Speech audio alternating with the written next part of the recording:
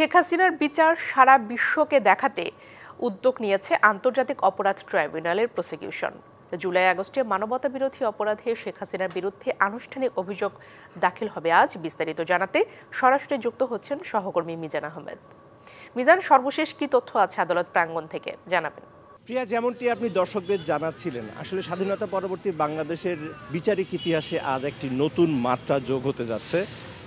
সে দেশের বিচারপ্রার্থী জনগণের পাশাপাশি অধিকাংশ সাধারণ মানুষেরই একটি কৌতূহল থাকে বিচারের অঙ্গনে কি হয়, বিশেষ করে আদালতের অভ্যন্তরে কিভাবে বিচার কাজগুলো পরিচালনা হয়।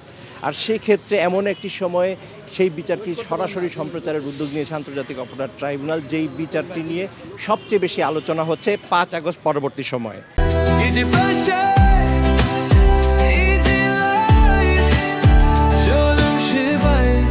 আপনি জানেন যে গণ অভ্যুত্থানে বিগত সরকারের পতনের পর কিন্তু দেশবাসীর প্রথম প্রত্যাশাটা ছিল জুলাই আগস্টের যেই নির্মমতা, যে পৈশাচিকতা হয়েছে আইনশৃঙ্খলা রক্ষাকারী বাহিনীর সদস্যদের, সেই বিচারটি এবং সেই আলোচিত মামলাটিরই সরাসরি সম্প্রচারের মধ্য দিয়ে কিন্তু একটি নতুন মাত্রা যোগ হবে বিচার বিভাগের ইতিহাসে, এবং সেই আনুষ্ঠানিকতা কিন্তু এরই মধ্যে সম্পন্ন করেছে প্রসিকিউশন।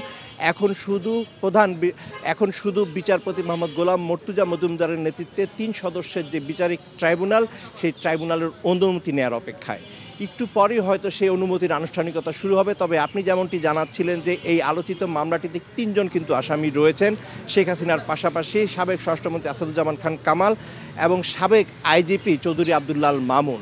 এক্ষেত্রে আপনাকে জানানো উচিত যে 2 জন কিন্তু পলাতক রয়েছেন, অর্থাৎ চৌধুরী আবদুল্লাহ আল মামুনই কিন্তু একমাত্র পুলিশের কাছে গ্রেফতার রয়েছেন।